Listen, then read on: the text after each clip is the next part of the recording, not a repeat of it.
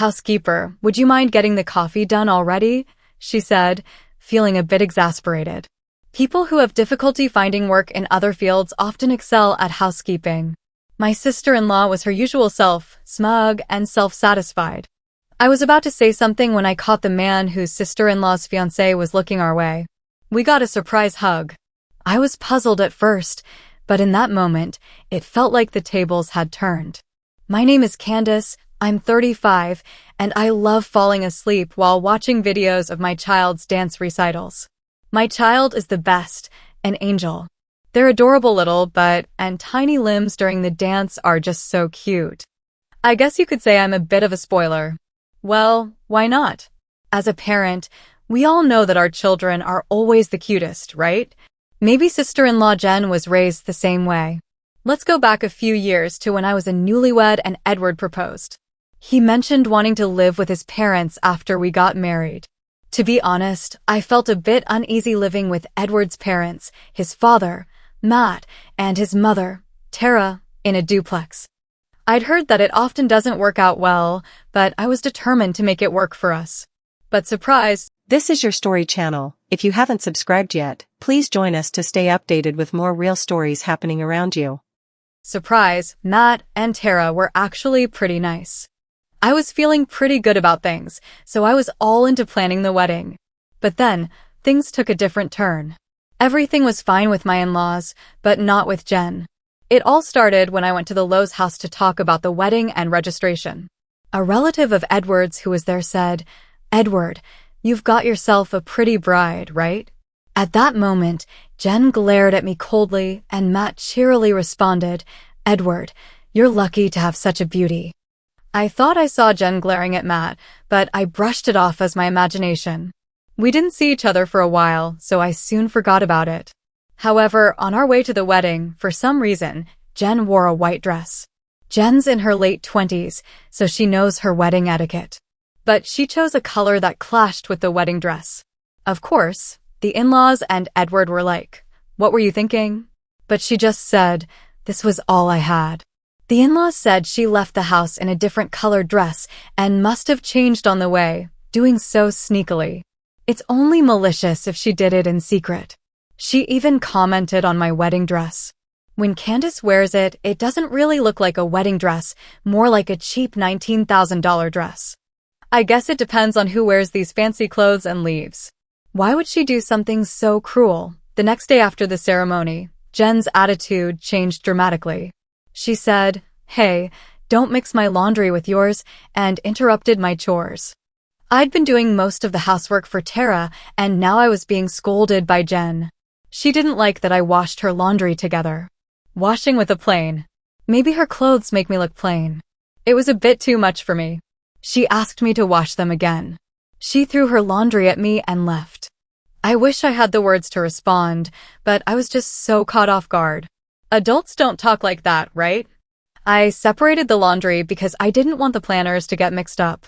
It's heartwarming when a teenage girl asks not to mix her father's laundry with hers, seeing it as a part of growing up.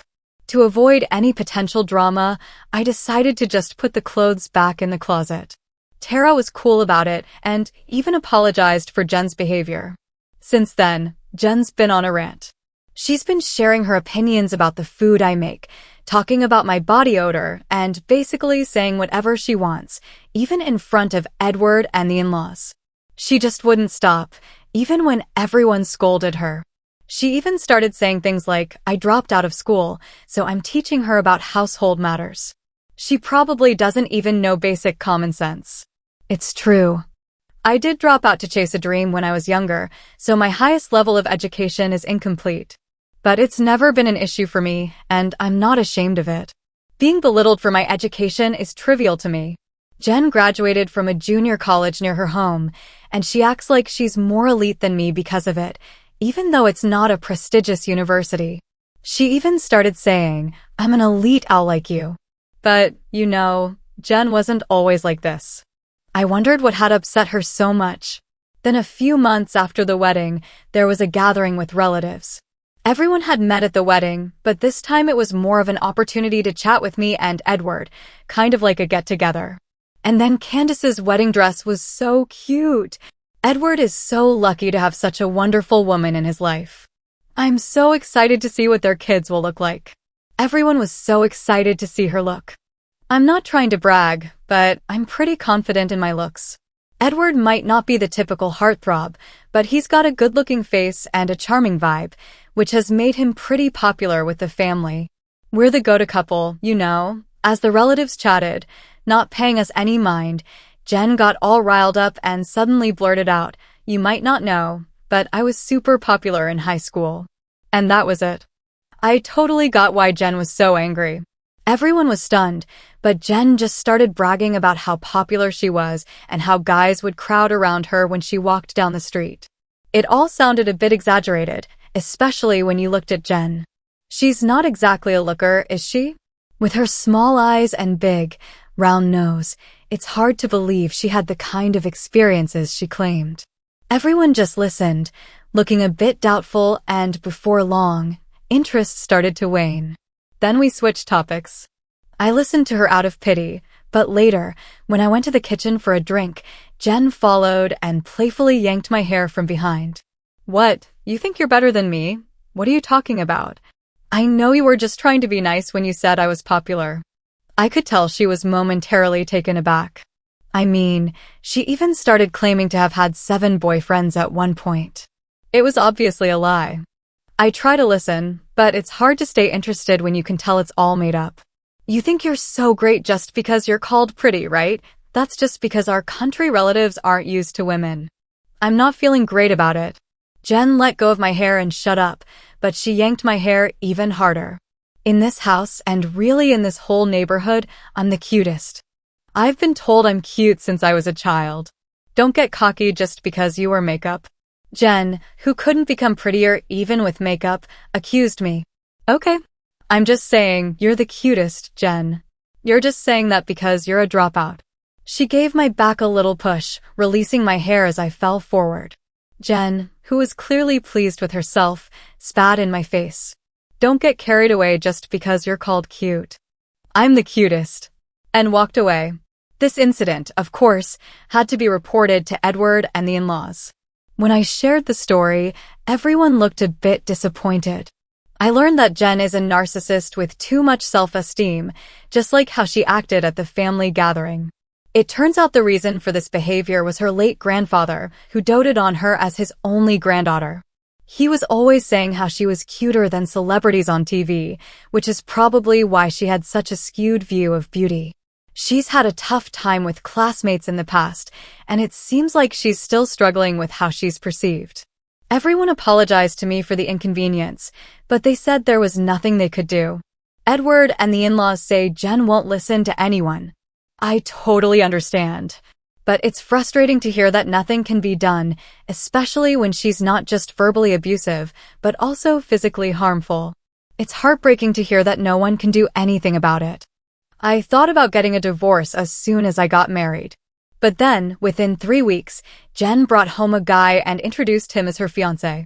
We were all surprised because we hadn't even heard she was dating anyone. Her fiancé, Aaron, looked like a serious guy in glasses, but he was timid and kept his head down. Jen, on the other hand, was acting tough. There was no sign of affection or intimacy between them, making me wonder if he really was okay with marrying Jen. While I was making coffee in the kitchen, pondering this, Jen started berating me again. "Hey, housekeeper, can you speed up with the coffee? This is how dropouts who are unattractive are. Don't keep my fiancé waiting if this engagement gets called off. It's your fault." Edward and the in-laws tried to calm her down, saying enough is enough, but she wouldn't listen. Just as I was about to return to the kitchen, Aaron looked up at me. His eyes were so intense that I stammered, "What? Why are you looking at me?" Then he suddenly exclaimed, "Mimeon," and gave me a big hug. Jen, taken aback, let out a confused. Everyone was shocked. "You've been doing well," he said, his voice warm. "I was worried about you after you retired. I couldn't find any information about you online," he said. "Oh, I'm sorry," I said, feeling a bit embarrassed. Aaron quickly let go, realizing my discomfort. Jen, confused, asked what was going on.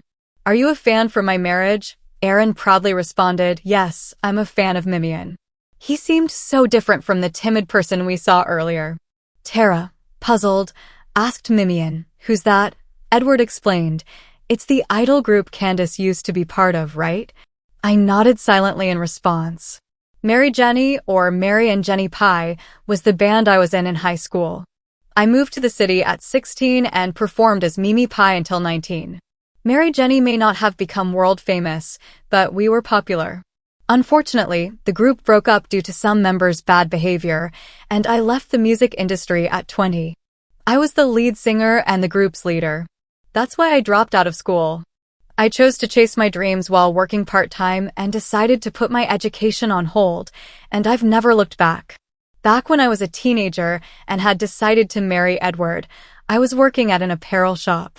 I never mentioned this past to my in-laws or general. "Wow, you were a musician. That's incredible. Why didn't you tell us?" Terra said she was excited that I was famous, but not famous enough to be on TV. I felt a bit embarrassed to tell my in-laws about it, and now that I'm reminded of it, it still feels embarrassing. "Jen, you just said some harsh words to me, Mom, didn't you?" Aaron glared at Jen. "Oh, well." Jen stammered over her words. Aaron glared at Jen.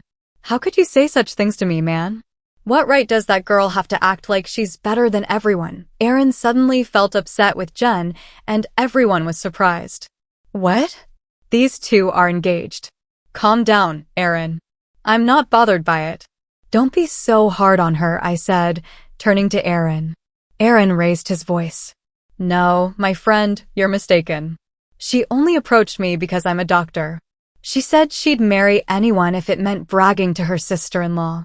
"That's not true, Aaron," I said, trying not to sound too upset. "I mean, a girl who proposes just after 2 weeks of dating? That doesn't mean much to me." We were all taken aback by the dramatic events unfolding. Apparently, Jen had her heart set on marrying a man of high status. She even told me that she caught a doctor husband because of her education. Before the wedding, Jen went to a bunch of dinners and started hitting up any guy with a good career. Finding the right person is tricky, though. At first, she was just chatting it up with the guys she thought were hot or the ones with important-sounding jobs. But, as you might have guessed, that didn't really work out. Then, a few weeks later, she met Aaron, a doctor who didn't want to lose a high earner like her. Jen was captivated by Aaron. She was green when it came to love and was amazed that anyone would pursue her with such passion. But a week later, overhearing Jen's phone call, he realized she didn't love him. She was just after a doctor. But he accepted her proposal anyway, hoping that maybe, just maybe, she'd come to love him. Jen, who was ready to settle for anyone, and Aaron, who was determined to seize the opportunity. They seemed oddly suitable, but I kept silent. After all, no one would marry a girl who looked down on him. Aaron was beyond furious, while Jen was visibly frightened. It was a rare moment when even the usually calm Aaron became enraged. "What's so great about that dropout, that ugly girl?" Jen muttered, feeling a bit hurt. "How dare you call me ugly? You're the one who's different in class." Aaron's anger grew even more. "Well, but Jen, you keep bringing up my dropout status. Is it really that bad?" Aaron's expression hardened. "Without education, of course it's bad. The owner of your favorite restaurant started chef training after high school, and your favorite actor is also a dropout. Are they bad, too? That's different. They're in special professions. Well, I chose to drop out for a special career, too, as a musician. But is it only okay if I'm successful? I didn't even know you were a musician." Of course, if you had known, you probably would have found a way to insult me anyway, right? I caught Jen off guard with my stare, and she averted her eyes. "I'm usually not one to brag about my education, but since you brought it up, I'd love to chat. You might say Harvard, but your junior college, anyone can get in just by writing their name. You got in despite graduating from the lowest performing high school in the state. You're just proud of being able to write your name, which is kind of empty, isn't it?" As I smiled, Jen's face turned red. "Shoo, I'm just teasing." "Amazing. Jen, you can write your name. Are you satisfied with wanting to look down on me here as you wish? Jen is amazing." Mocking Jen, Aaron playfully said, "Cute. Why did I forget about Mimeon? For such an ugly girl, her fans are incredible. Even now, I don't find myself cute." Beside an adoring Aaron Jen, her self-esteem crumbled the worst. "I have never been made fun of like this. I'm cute. It's your fault. Besides looks, your personality isn't cute. I know I'm not the prettiest either, but I'm not as bad as you. Perhaps if we could work on your personality, it might help." "What? Who do you think you are?" Jen's face showed her discomfort. "You know, a woman's face ages with time. There's no point in being confident about your looks. What truly matters is the heart. Your inner beauty shines through." Ter clapped and agreed. "That's so true," Edward added with a warm smile. "I mean, I used to like cute girls when I was younger, but when thinking about marriage, I started valuing comfort and personality. Jen's current attitude might make her a bit incompatible with marriage." Matt chimed in, "You were always called cute, but that's as a grandchild, not in the eyes of the world with a bad personality. You might end up being ugly inside and out." Jen let out a sad sigh and said, "This is just the worst," and began to cry. Then Aaron said, "I'm sorry, but even though my fiancé is crying, I can't help but think that a girl with a bad personality has an ugly crying face. So, let's call off this marriage. I'm sure I won't fall for a girl like this. I apologize for getting distracted by her, Mimeon." And so Jen's engagement came to a sudden end. She was asked to leave her house and learn about the work. At first, Jen was a bit defiant, saying, "I have friends. I won't let being kicked out bother me." But within 3 days, she was back home, saying, "I got into a fight with my friend and got kicked out. Can I come back?" It seems even her friends saw through Jen's flaws after spending so much time together.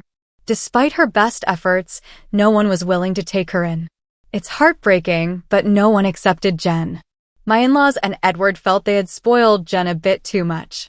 They apologized to me, but I didn't accept their sorry. I understand.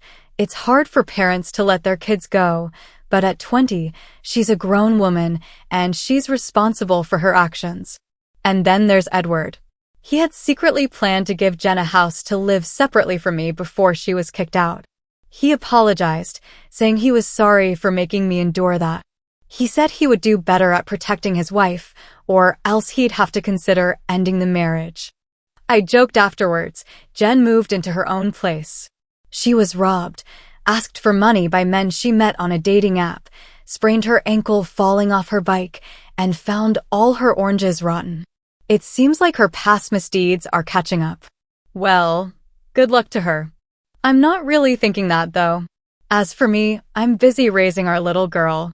She's just started walking and recently told me I have a boyfriend, a boy from kindergarten. They started dating after playing house and even promised to marry. Edward shed a few tears while enjoying his drink. Don't leave Dad and get married. It's fine. Their relationship is like playing house, but kids grow up so fast. She'll find someone she wants to marry one day, and that's okay. In the meantime, Edward and I will do our best to raise her to be a wonderful lady.